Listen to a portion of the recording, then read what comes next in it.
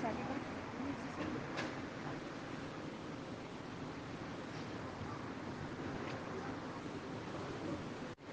الله الرحمن الرحيم الحمد لله رب العالمين الصلاة والسلام على أشرف الأنبياء والمرسلين سيدنا ونبينا ومولانا بالقاسم محمد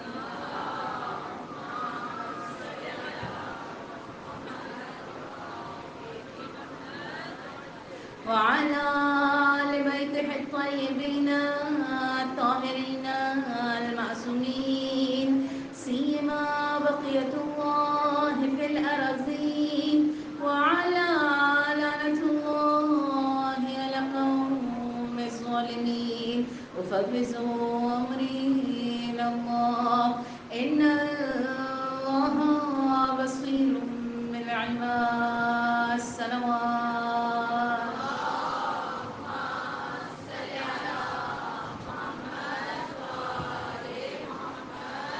أما بعد فقد قال الله تعالى في قرآن المجيد بسم الله الرحمن الرحيم إنما يريد الله ليذهب عنكم الرجس أهل البيت ويطهركم تطهيرا.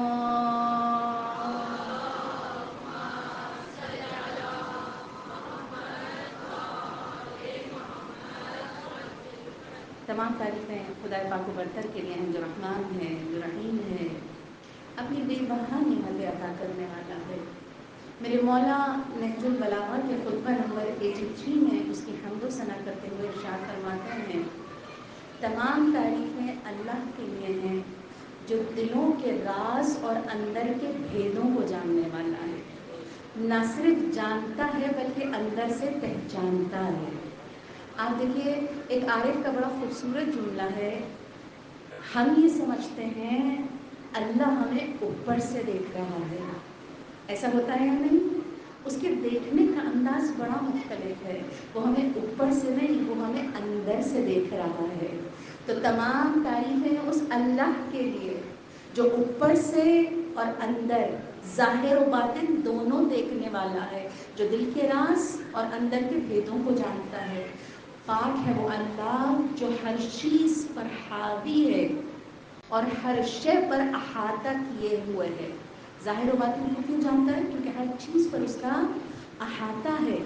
پھر فرمایا پروردگار کی قدرت سے ہر چیز لازم آتی ہے. لاکھوں درود و سلام ہو اہل بیت پر کہ جن کو پروردگار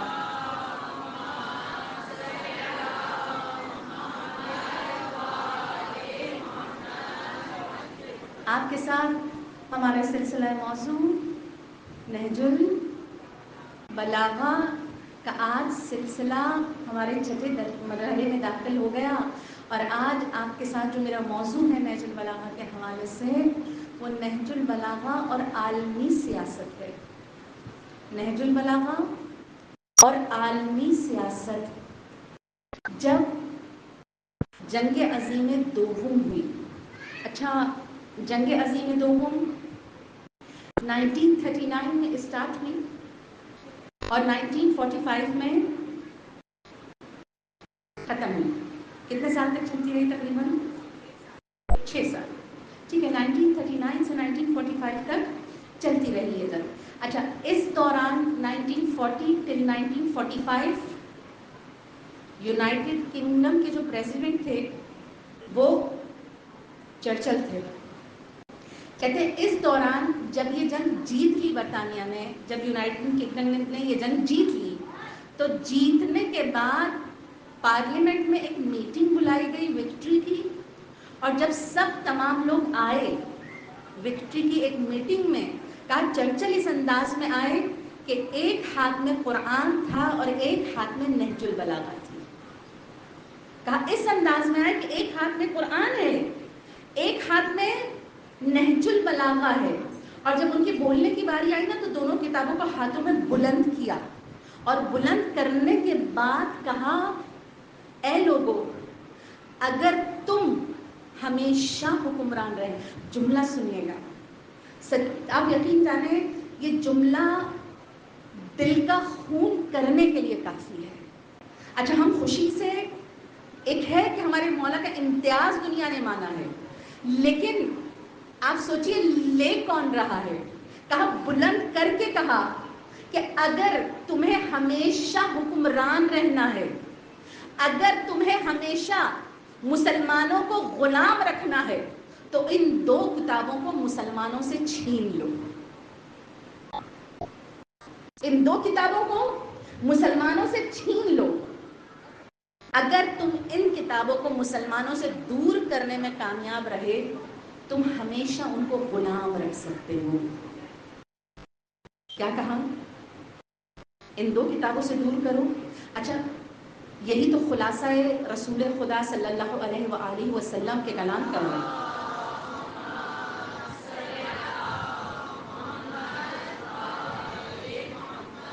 فرمایا میں تمہارے پاس 2 چیزیں چھوڑ کے جا رہا ہوں, قرآن اور, آپ دیکھیے ایک ہاتھ میں قرآن ہے, دوسری طرف کلام اہل بیت ہے. رسول اللہ یہی تو فرماتے رہے ہیں آخری وقت تک, بلکہ سند کے لیے بھی رسول اللہ نے کاغذ اور قلم مانگا کہ قرآن اور اہل بیت تم کو عنایت کی ہے, ان دونوں کو ساتھ ہمیشہ رکھنا, یہ کبھی جدا نہیں ہوں گے. جب تک یہ ساتھ ہیں, جب تک یہ ساتھ ہیں تمہاری کامیابی تمہارے ساتھ ہے.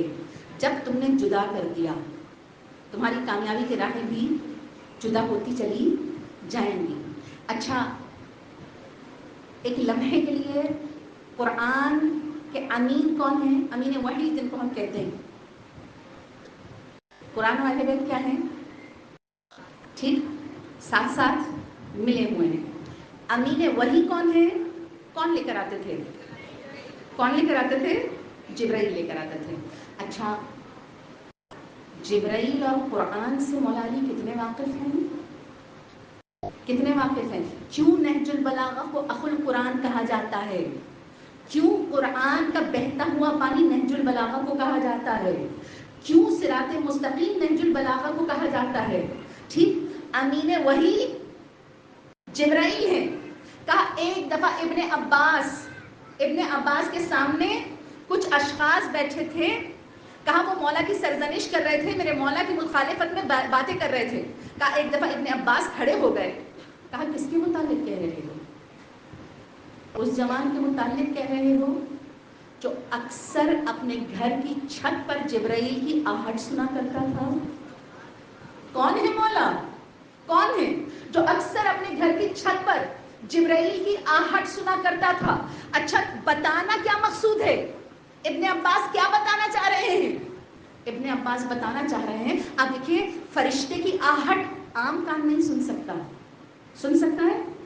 عام آنکھ فرشتے کو نہیں دیکھ سکتی. اچھا اگر دیکھ سکتی نا, اگر دیکھ سکتی تو فرشتوں کی آہٹ مجلس حسین میں سنتے اور فرشتوں کو کربلا میں دیکھتے. اگر انسان دیکھ سکتا, آپ یقین کریں, آپ یقین کریں, میری ایک حوصلی دوست سے مباحثہ ہو رہا تھا, انہوں نے کہا بہت ساری چیزیں نا انسان آبزرویشن سے سیکھتا ہے. ہوتا ہے نا بہت ساری چیزیں جب ہم چیزوں کو مشاہدہ کرتے ہیں, ان کا غور سے ان کو دیکھتے ہیں, بہت سی چیزیں ہم اس سے سیکھ رہے ہوتے ہیں. اچھا اسی طرح آپ دیکھیں جب ہم امام حسین کی زیارت کے لیے جاتے ہیں نا, ہمارے ہاں لوگوں کے یہاں زیادہ تر کیا ہوتا ہے, میں جاریوں کو ہاتھ لگا لوں, میں جاریوں کو پکڑ لوں, ٹھیک ہے. اچھا وہ جاریوں کے پکڑنے کے رش میں وہ لطف اور جو کیفیت ہے نا, وہ جو آبزرویشن کی ہے, وہ جو آنکھوں کی لذت کی ہے, وہ جو قلوب کی مٹھاس کی ہے, وہ دھکے وغیرہ میں یہ سب چیزیں ختم ہو جاتی ہیں. ہوتا ہے یا نہیں ہوتا؟ اچھا اگر آپ خاموشی سے بیٹھ کے, اچھا جو میرا مباحثہ ہو رہا تھا ایک حوصلی دوست کے ساتھ, انہوں نے کہا میں جب بھی امام حسین کے حرم میں جاتی ہوں ایک ٹائم معین کرتی ہوں کہ لازمی اس ٹائم میں کچھ اور کام نہیں کرتی, وہ ٹائم صرف میرا اور امام حسین کا ہے, ٹھیک ہے, وہ ٹائم صرف میرا اور امام حسین کا ہے. اچھا اس ٹائم میں اطراف کو دیکھنا, محسوس کرنا, جذب کرنا کس کے حضور آ گئی ہوں, کس کے محضر میں بیٹھی ہوں, کس کے قدموں کی طرف اللہ نے مجھے اتنا قریب کر دیا ہے. میں کس نعمت میں, کہا میں صرف اور صرف اس لمحے یہ سوچتی اور دیکھ رہی تھی. کہا اس لمحے میں نے ایک عجیب بات نوٹ کی. میں نے کہا کیا بات آپ نے نوٹ کی؟ کہا اس لمحے میں نے ایک عجیب بات یہ نوٹ کی. میں نے دیکھا ایک خوشبو آتی ہے, لانگ ٹائم میں رہتی ہے, 5 منٹ 6 منٹ ایسے کچھ منٹ رہتی ہے, اس کے بعد وہ خوشبو چلی جاتی ہے. کچھ دیر بعد دوسری خوشبو آنے لگتی ہے, اور اسی طرح کچھ دیر رہتی ہے. اچھا جب بہت بعد میں جا کے میں نے بھی اس کو مشاہدہ کیا اور اس کو آبزرو کرنے کی کوشش کی, تو یہ چیز میں نے بھی محسوس کی کہ حرم امام حسین میں ایک خوشبو آتی ہے اور کافی دیر تک رہتی ہے, پھر دوسری خوشبو آتی ہے. کہا مجھے عجیب لگتا تھا یہ چیز کہ خوشبو اتنی دیر رہنا. اچھا اگر کسی نے بہت اچھی خوشبو بھی لگائی ہو نا, وہ چند سیکنڈز کے لیے آتی ہے اور چلی جاتی ہے, کافی دیر تک برقرار نہیں رہتی ہے. یا تو وہ آپ کے برابر میں بیٹھا رہے تو آپ کو کافی دیر تک آتی رہے گی, لیکن اگر ایک لمحے کی خوشبو کوئی گزر جائے تو کیا ہوتا ہے, ایک لمحے آپ کو آئی خوشبو اور ختم ہو گئی. یہ اتنی دیر اس خوشبو کا رہنا اور پوری فضا میں معطر ہو جانا. کہا میں نے روایتوں کی ایک روایت میری نگاہ سے گزری, امام حسین کا در کبھی بھی ملائکہ سے خالی نہیں ہوتا. ملائکہ کا ایک گروہ آتا ہے, جب وہ جاتا ہے اس کے بعد دوسرا گروہ آتا ہے. کہا محسوس کریں آج بھی کربلا کی سرزمین, آج بھی قبہ امام حسین ملائکہ کی خوشبو سے معطر ہے. صلوات پڑھیے محمد.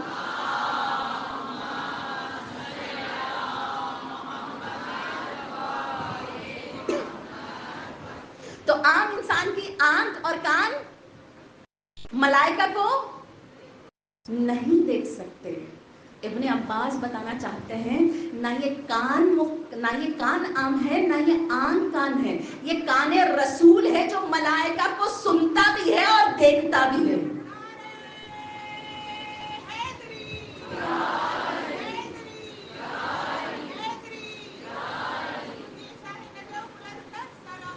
اللہم صل علی محمد.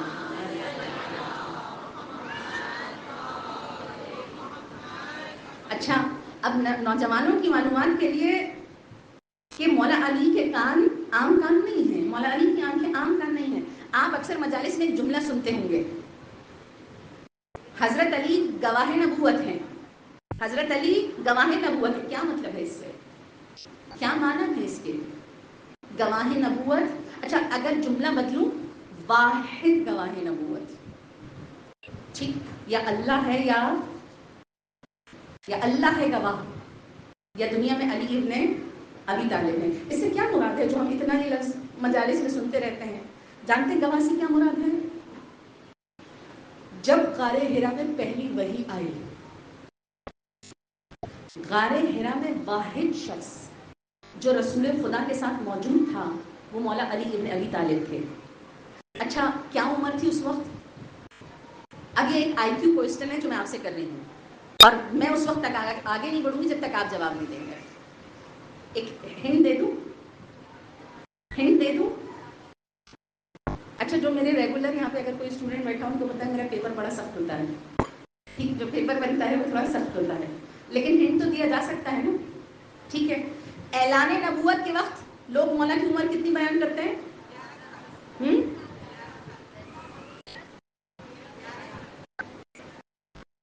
اچھا اور آسان کر دیں, کہتے ہیں نا مولا نے ایمان کا اظہار 10 سال میں کیا. ٹھیک ہے, تو پہلا جو اظہار کیا وہ ذوالعشیرہ میں تھا. ٹھیک ہے, ٹھیک, تو ذوالعشیرہ میں مولا کی عمر کتنے سال تھی؟ ذوالعشیرہ پہلی وحی کے کتنے عرصے بعد تھی؟ کتنے سال بعد؟ ٹھیک ہے. اچھا ذوالعشیرہ 3 سال بعد تھی, کیونکہ 3 سال وحی آ چکی تھی. پھر اعلان ہوا کہ اب سب کو رشتہ داروں کو جمع کیجیے اور اعلان. اچھا اب بتائیے غار حرا میں جب پہلی وحی آئی تو مولا کی عمر کتنے سال تھی؟ ہر جگہ سے جواب آنا چاہیے مجھے تاکہ مجھے لگے آپ میرے ساتھ ہیں. کتنے سال تھی؟ 7 سال. ٹھیک ہے, اب یہاں پر اس عمر میں جیسی ہی وحی آ گئی, رسول خدا وحی کے بعد مڑے ہیں علی مرتضیٰ کی طرف. ٹھیک ہے، علی مرتضیٰ کی طرف مڑنے کے بعد کہتے ہیں یا علی تم نے کچھ سنا؟ اچھا عام انسان تو نہیں سن سکتا نا، عام انسان، یا علی تم نے کچھ سنا؟ کہا جی رسول اللہ میں نے فرشتے کی آواز کو سنا۔ کہا یا علی تم نے کچھ دیکھا؟ کہا ہاں رسول اللہ میں نے فرشتے کو دیکھا۔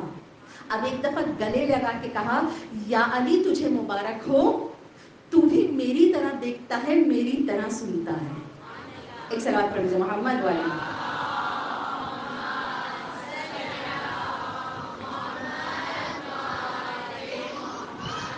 یا علی یا علی یا علی اللہم صل علی محمد یا علی اللہم صل علی محمد وعلی محمد وعجل فرجنا۔ یا علی تمہارے کان، تمہاری آنکھیں، اب سمجھ میں آیا نفس رسول کسے کہتے ہیں؟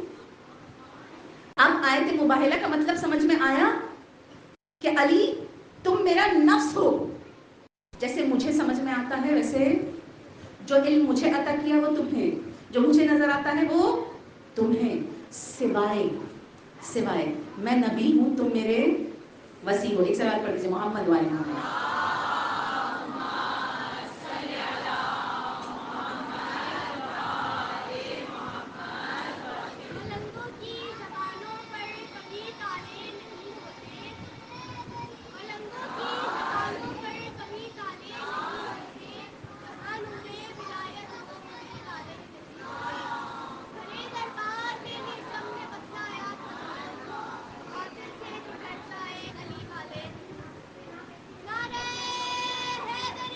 یا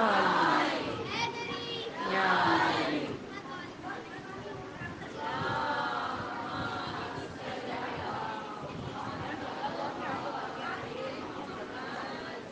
ایک سلوات پڑھتے ہوئے تھوڑا سا آگے آ جائیں، ایک سلوات پڑھتے ہوئے تھوڑا سا آگے آ جائیں تاکہ راستہ کھل جائے پیچھے جائے۔ ایک سلوات پڑھتے ہوئے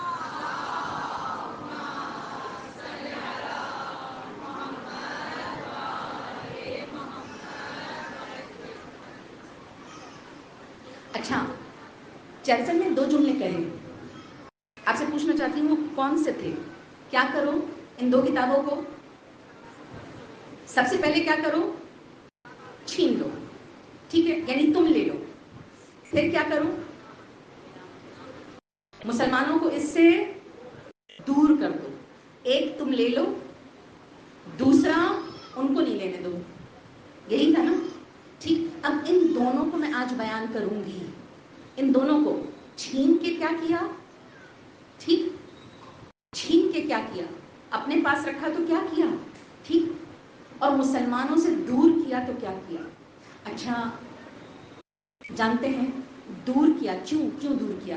وہ جانتے ہیں مسلمانوں کی ترقی کا راز قرآن و اہل بیت ہے، اور آج نہج البلاغہ کی صورت میں علم علی مرتضیٰ کا قطرہ ہے، یہی ہے یا نہیں ہے؟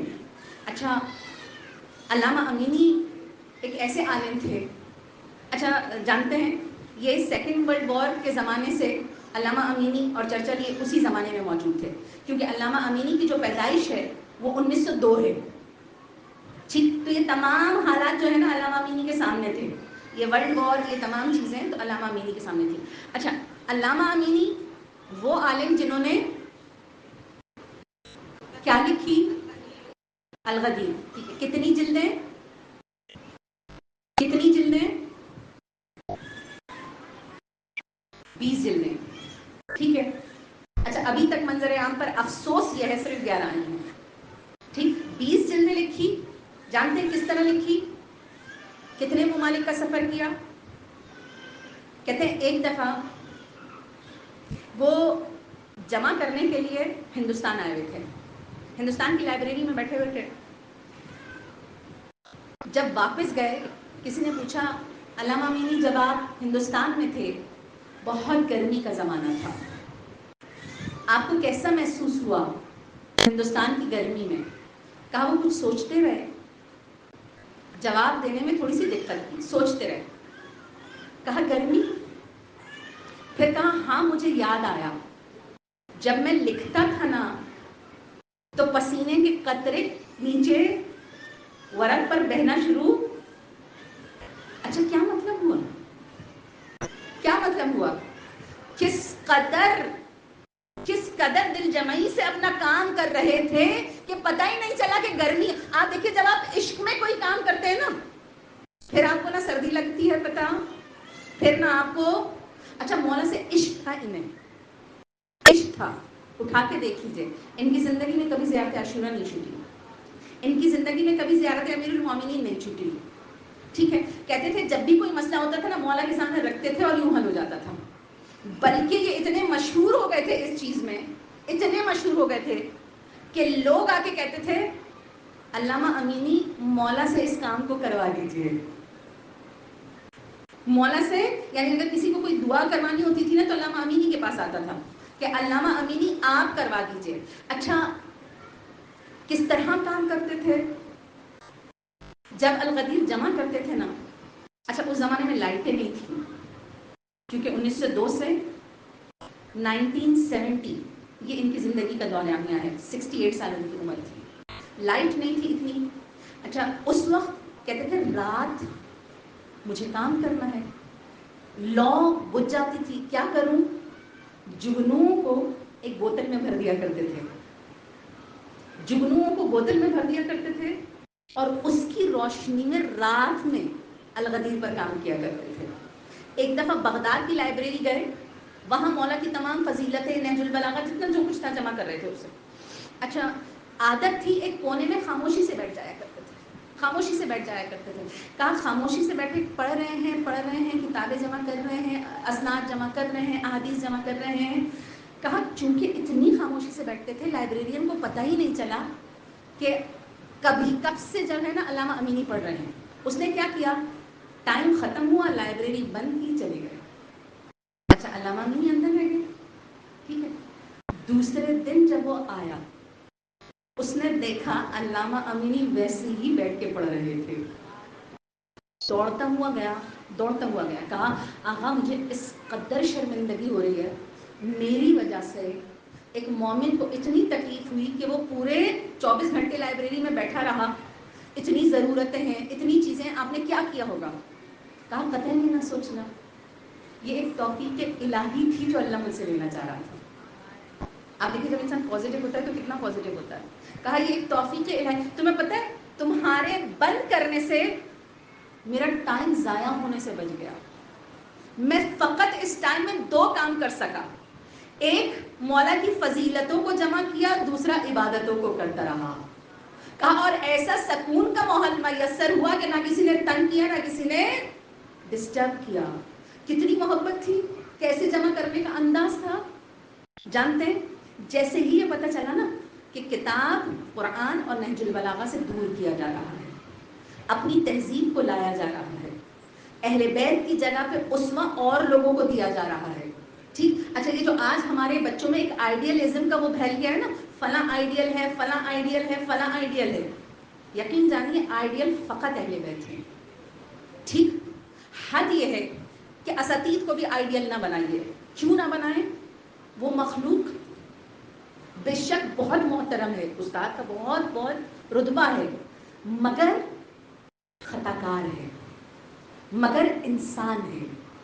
جب آپ اس کو کچھ غلط کرتے ہوئے دیکھیں گے تو کیا ہوگا، آپ کا آئیڈیل کا وہ ٹوٹ جائے گا. اور جب ٹوٹے گا تو انسان عمل سے دور ہو جاتا ہے کہ دیکھو میرے آئیڈیل نے ایسے کیا. فقط آئیڈیل اہل بیت اور انبیاء کو بنانا ہے، کیونکہ یہ وہ شخصیتیں ہیں جو کبھی بھی آپ کے پیکر کو، خیالات کو توڑیں گی نہیں بلکہ بلند سے بلند تر لے جاتی رہیں گی. ایک سے بات پڑھ دیجیے محمد والی محمد.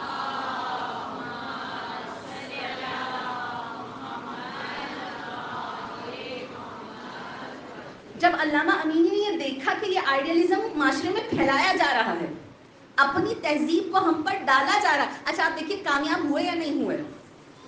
مجھے آپ سے سوال کرنا ہے، آج آپ معاشرے کو دیکھیں، وہ اپنی ثقافت کو ڈالنے پر، اپنے لوگوں کو آئیڈیلائز کرانے پر، اپنی دھات بٹھانے پر، ہمارا ورثہ چھیننے پر کامیاب ہوئے. بظاہر آج آپ کسی سے بھی پوچھیں نا، بتائیے سائنس، وہ کہیں گے یورپ، ترقی وہ کہیں گے یورپ.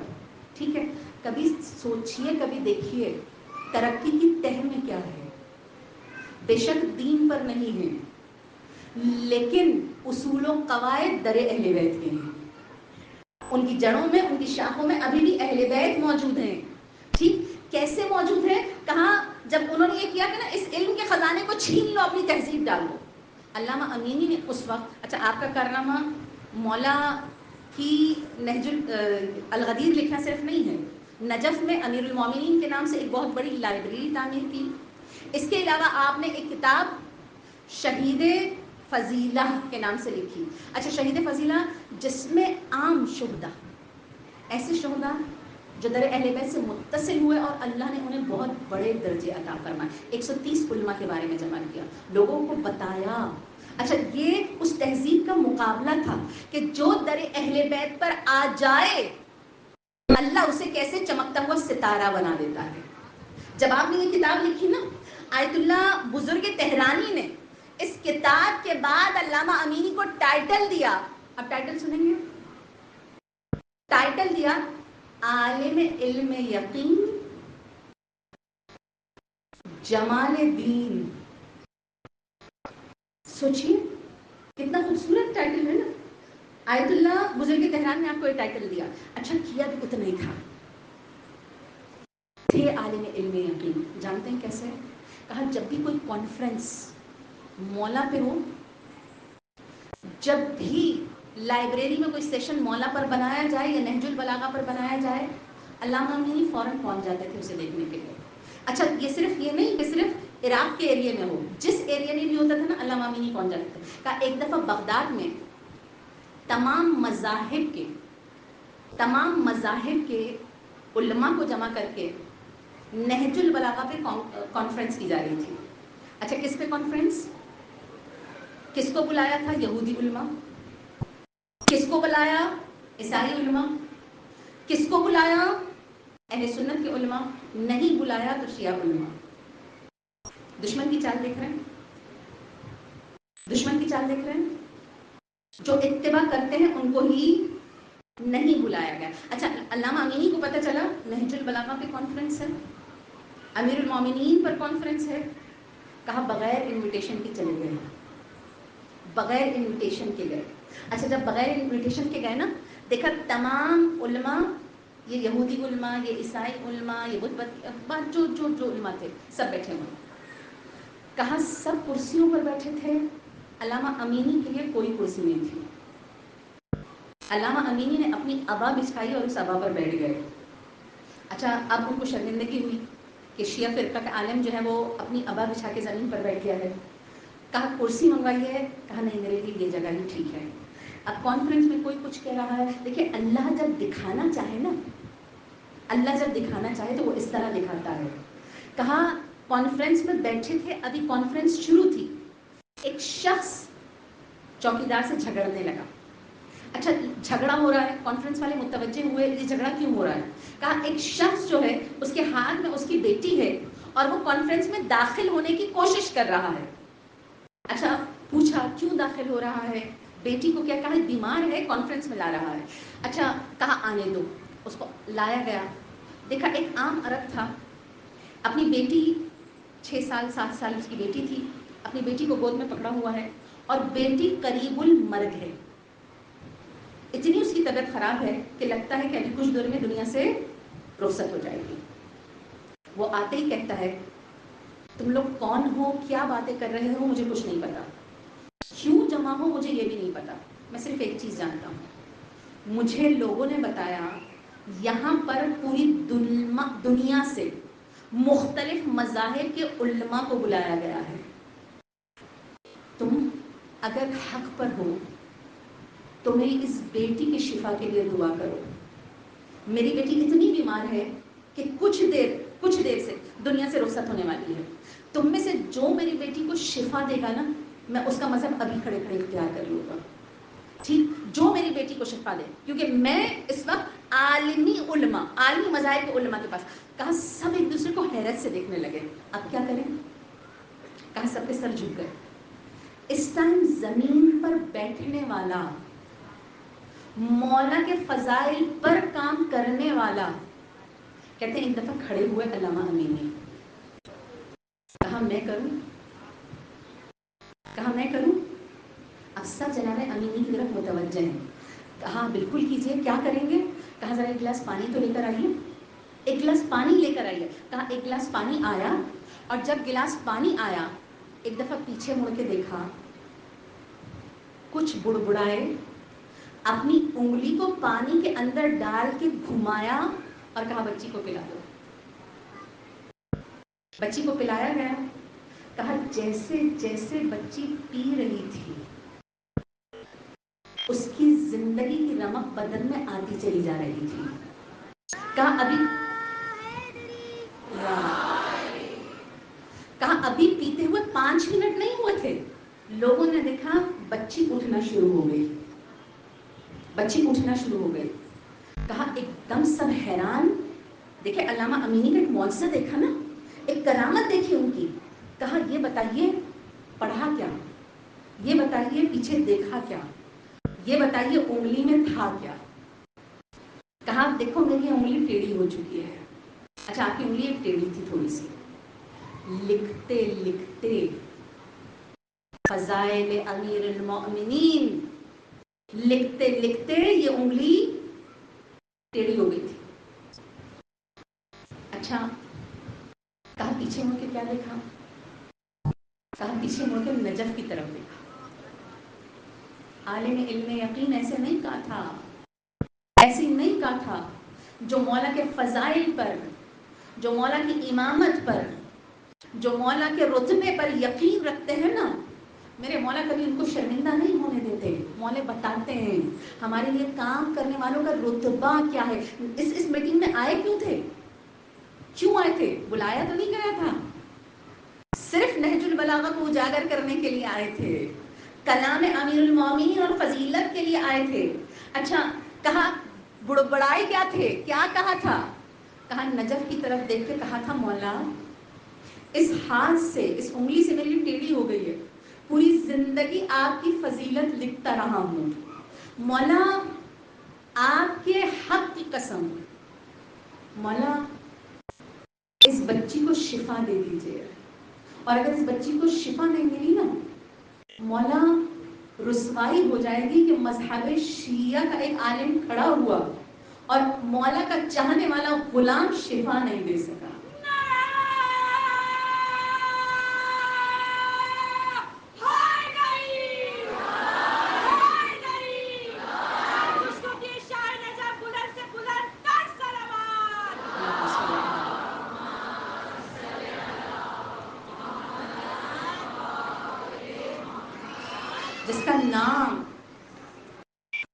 جس کا نام، جس کا استغاثہ، جس کا کام. کہا یہ انگلی کیوں ڈالی تھی؟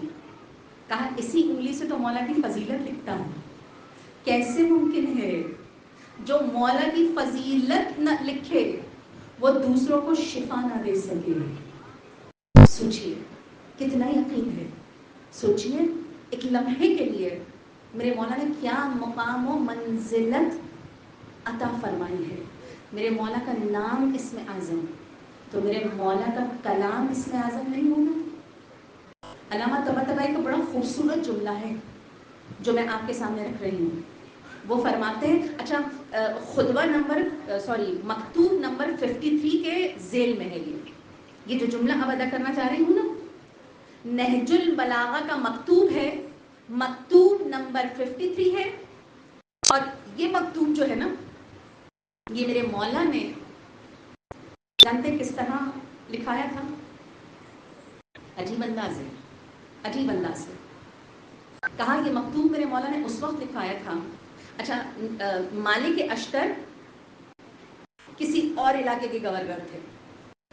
میرے مولا نے مصر کی گورنری کے لیے محمد بن ابی بکر کو بھیجا تھا، لیکن مصر میں شام کی طرف سے اتنی شورش تھی کہ محمد بن ابی بکر کنٹرول نہیں کر پائے. جب مولا نے دیکھا کہ ان سے کنٹرول نہیں ہو رہا تو مولا نے مالک اشتر کو ادھر سے بلایا اور مولا نے مالک اشتر کو مصر بھیجنا چاہا. کہا مالک اشتر وہ علاقہ کسی اور کے حوالے کروں گا, تم جا کے مصر کو کنٹرول کرو.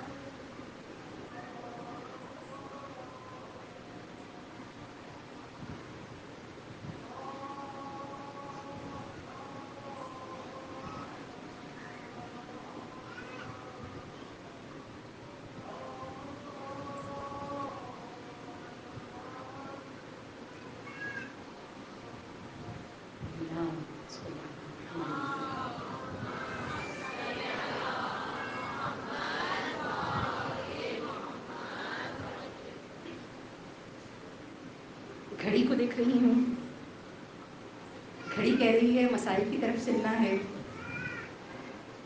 مولا کا مکتوب 53 کہہ رہا ہے نہیں نکات کی طرف چلنا ہے.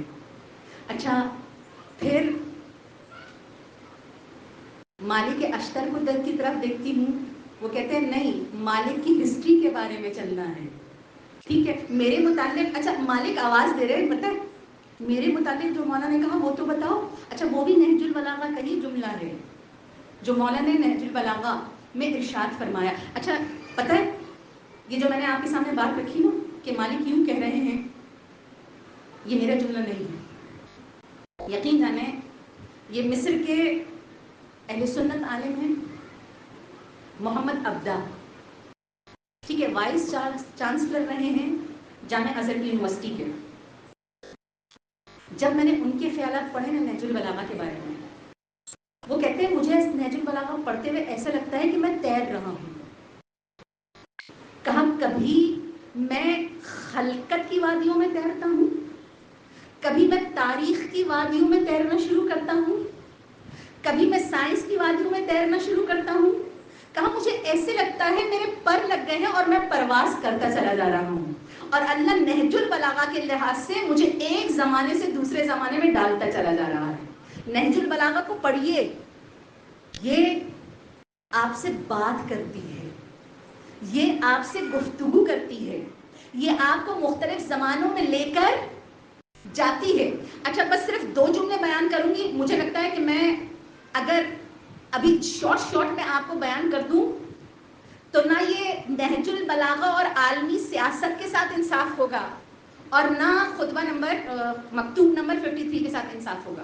لیکن علامہ طباطبائی کا جملہ سن لیجئے تاکہ آپ کو اس مکتوب مولا کا اندازہ ہو جائے. اچھا یہ مکتوب لکھا کیسے تھا آج سن لیجئے, اس مکتوب میں ہے کیا اور کس طرح عالمی سیاست نے اسے قبول کیا ہے انشاءاللہ کل. کہتے ہیں یہ مکتوب مولا نے مالک اشتر کو کہاں سے بلایا, کسی علاقے کے گورنر تھے, کہاں بھیجنے کے لیے بلایا,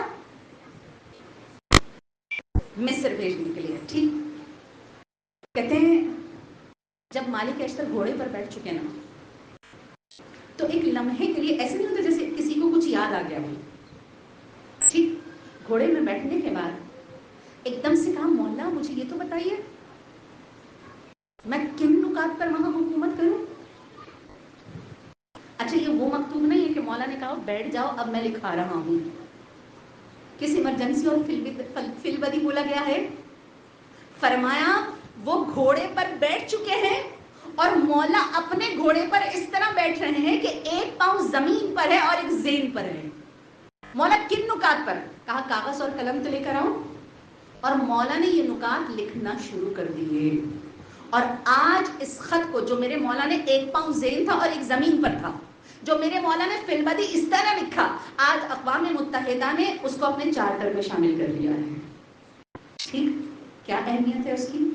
اچھا، یہ اہمیت چارٹر کی نہیں ہے، یہ اہمیت میرے مولا کے کلام اور نہج البلاغہ کی ہے کہ جو خطبہ اس طرح فی البدی دیا گیا ہو کہ میرے مولا کا ایک پاؤں زین پہ اور ایک زمین. آیت اللہ طباطبائی نے ارشاد فرمایا جس طرح تم اپنے گھر میں حدیث قصہ کی تلاوت کرتے ہو نا، جس طرح تم اپنے گھر میں حدیث قصہ کی تلاوت کرتے ہو خیر و برکت کے لیے، ویسے تم صبح شام مولا کے مکتوب نمبر 53 کو پڑھا کرو گھر پر خیر و برکت کے لیے. تم دیکھو گے کہ جب یہ خطبہ تم پڑھنا شروع کرو گے، کہا یہ کسی طبقے کے لیے مخصوص نہیں ہے، ویسے تو مولا نے حکمرانوں کے لیے لکھا ہے کہ کس طرح ڈیل کیا جاتا ہے، لیکن حکمران گھر میں بھی ہوا کرتے ہیں، حکمران اداروں میں بھی ہوا کرتے ہیں، حکمران مملکتوں میں بھی ہوا کرتے ہیں. کہا جس طبقے والا اس کو پڑھے گا یہ اس کے لیے سود مند ثابت ہوتا چلا جائے گا. ٹھیک، تو نہج البلاغہ کا یہ خطبہ اقوام متحدہ نے اپنے چارٹر میں شامل کیا، جس کے سامنے آج کی دنیا. اچھا، میرا جو گریجویشن کا تھیسس تھا، ایک دفعہ مجھے تھیسس لکھنے کے لیے دیا گیا تھا اقوام متحدہ پہ تھیسس لکھیے. آپ کو جانتے ہیں میں نے تھیسس کا پہلا جملہ کیا لکھا؟ میرے تھیسس کا پہلا جملہ تھا اقوام متحدہ بوسیدہ قراردادوں کا ایک عجائب خانہ ہے. ٹھیک، بوسیدہ جتنی قراردادیں بس صرف کام قراردادیں، مگر بیٹھے وہ ہیں جو دنیا کے ذہین ترین افراد ہیں. ٹھیک، بیٹھے وہ ہیں جو ذہین افراد، آج کے ذہین ترین افراد جس کے سامنے اپنے سر کو جھکا دیں اسے علی مرتضیٰ کہتے ہیں. یہ میرے مولا کی شان ہے، یہ میرے مولا کا کلام ہے کہ آج کے ذہین ترین افراد، ذہین ترین حکمران جو سمجھ کے پڑھ کے حکمرانی کر رہے ہیں، میرے مولا کے ایک فی البدی خطبے کو اپنا چارٹر بنا رہے ہیں. یہ مظہر العجائب مولا کی ذات ہے یا نہیں؟ آج کی ماڈرن ورلڈ جس کے سامنے اپنا سر جھکا رہی ہے اسے علی ابن ابی طالب کہتے ہیں، اور وہی گھرانہ مولا ہے کہ جن کا کلام عروج کا کلام ہے. کیوں؟ ان کے کلام میں خدا ملتا ہے. اس گھرانے کے اگر 13 سال کے بچے کو بھی دیکھ لیں گے نا، صرف 13 سال کے بچے کو، اس کے کلام میں بھی اللہ ملے گا. اچھا، 2 جگہ یہ جملہ ملتا ہے. پہلی جگہ جب میرے مولا نے چراغوں کو ہوئی کیا، دیکھا ایک 13 سال کا بچہ ہے بار بار کھڑا ہو رہا ہے، آقا میرا نام شہیدوں میں ہے، آقا میرا نام شہیدوں میں ہے. کہا میرے مولا ڈائریکٹ جواب دینے کے بجائے میرے مولا پوچھتے ہیں قاسم یہ تو بتاؤ موت کو کیسا محسوس کرتے ہو؟ کہا اگر موت عشق خدا میں آئے، دیکھیے اس خاندان میں ہر جگہ ہر کام ہر کلام میں خدا ہے. کہا اگر موت عشق خدا میں آئے تو پھر شہد سے زیادہ میٹھی ہے. اگر موت عشق خدا میں آئے تو شہد سے زیادہ میٹھی ہے. ایک دفعہ میرے مولا جواب سن کے پھر روئے. قاسم پھر کھڑے ہوئے. چچا میرا نام ہے؟ کہا مولا پھر خاموش ہو گئے. کہا چچا آپ کی خاموشی مجھے بتاتی ہے کہ شاید میرا نام شہیدوں میں نہیں ہے. میرے مولا کے آنسو بہے. کہا قاسم جانتے ہو کل شہیدوں میں علی اصغر کا نام بھی ہے. کہا صرف یہ جملہ سننا تھا. کتنی غیرت و شجاعت کے مینار ہیں، کتنی غیرت و شجاعت کے مینار ہیں. سن 13 سال ہے. کہا ایک دفعہ کھڑے ہو گئے چچا مجھے یہ بتائیے کیا فوج اشکیہ خیموں میں آ جائے گی؟ کہا جلال سے کھڑے ہو گئے اس جملے کے ساتھ، بڑے جلال سے اس جملے کا فوج اشکیہ خیموں میں آ جائے گی. کہا میرے مولا نے یہ نہیں کہا کہ قاسم صرف خیموں میں نہیں آئے گی، چادریں بھی چھین لے گی. یہ نہیں کہا. میرے مولا فرماتے قاسم تمہارا چچا علی اصغر کو خود لے کے جائے گا. عزادار راوی کہتا ہے شب عاشور ہے، ایک ماں اپنے بچے کو لے کے بیٹھی ہے اور وہ بچہ مولا حسین کے پاس آ رہا ہے. کہا مولا حسین، اچھا دوسری روایت جو میں نے آپ سے کہا تھا کہ یہ واقعہ 2 جگہ ملتا ہے.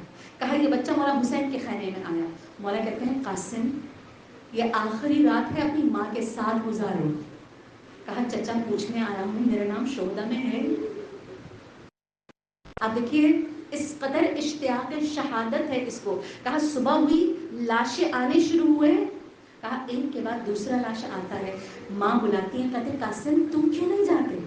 کہا مادر گرامی چچا اجازت نہیں دیتے، آپ اجازت دلوا دیں. اچھا یہاں پر بھی مجھے 2 روایتیں ملی. ایک یہ کہ جناب ام فروا خود مولا کے پاس گئی ہیں اور کہا حسین بیوہ بھابھی نے کبھی تم سے کچھ نہیں مانگا، آج مانگنے آئی ہے قاسم کو جہاد میں جانے کی اجازت دے دو.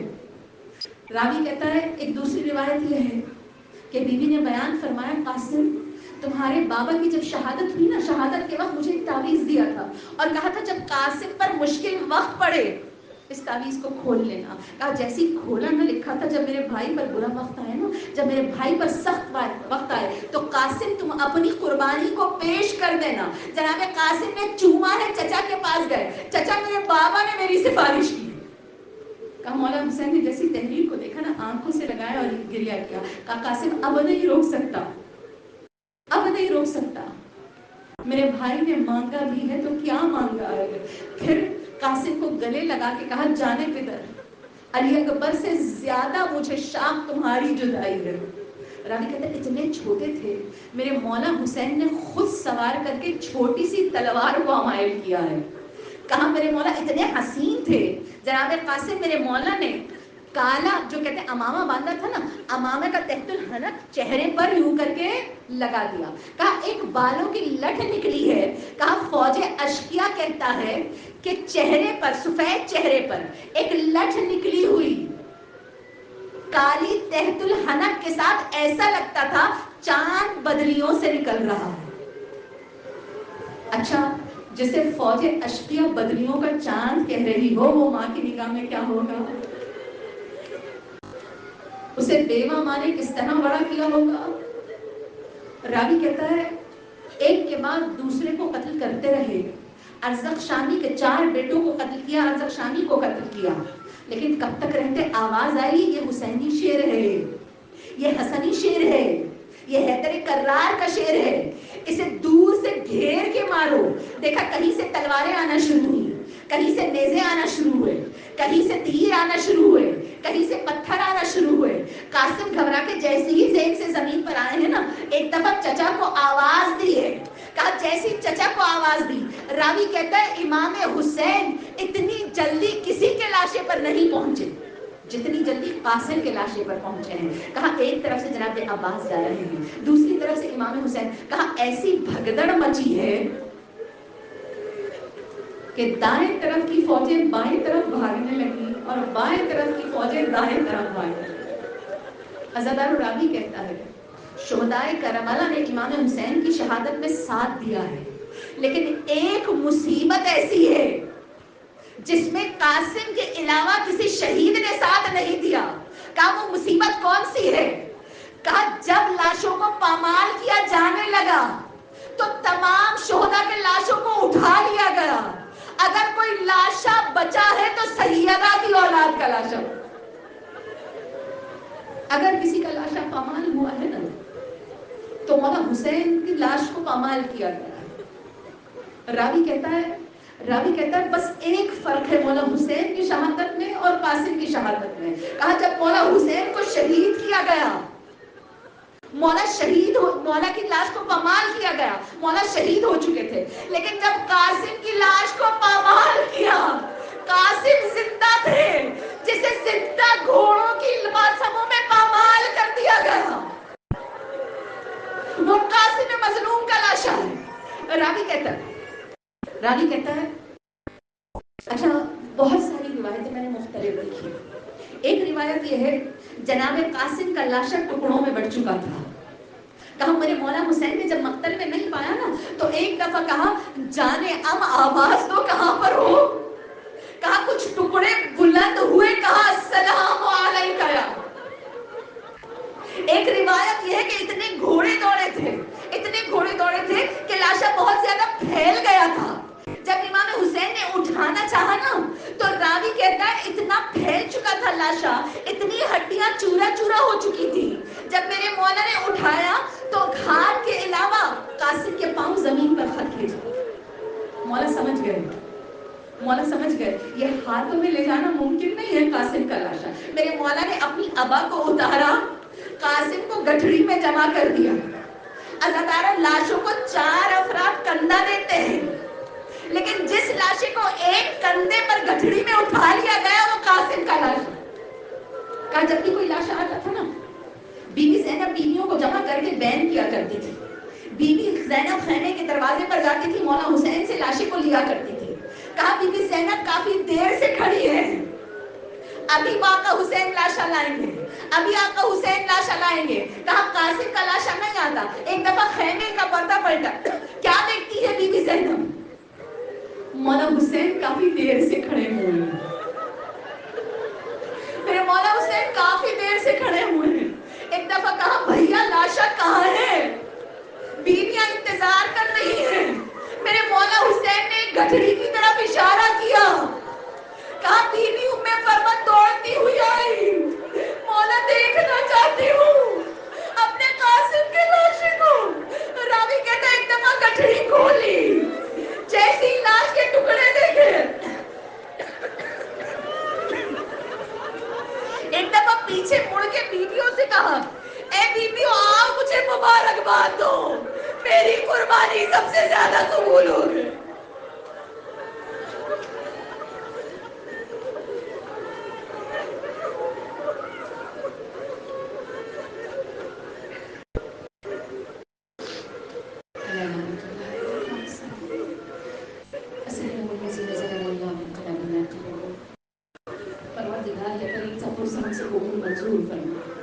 ہمارے قلب و افسار کو اپنی جانب پر ڈال دے. پروردگار محبان حیدر کرار جہاں زندگی گزارے ان کی جان والے سے تعلق کی حفاظت فرما. آقا مولا سید و سرکار کے ظہور میں تعجیل فرما. ہم سب کو ایمان کی کنیزوں میں محشور فرما. جو بیمار ہیں امام زمانہ کے صدقے میں انہیں شفا کاملہ صحت عاجلہ عطا فرما دے. جو بے اولاد ہیں جناب قاسم کے صدقے میں اسے نیک اور صالح اولاد عنایت فرما دے. پروردگار جو بیٹیوں کے بر کی وجہ سے پریشان ہے بہترین ہم کم عنایت فرما دے. جو بیٹوں کی بر کی وجہ سے ان کے روزگار کی وجہ سے پریشان ہیں پروردگار بہترین رزق حلال عنایت فرما. ہماری اولین و آخرین دعا ہمارے آقا کے ظہور میں تعجیل فرما.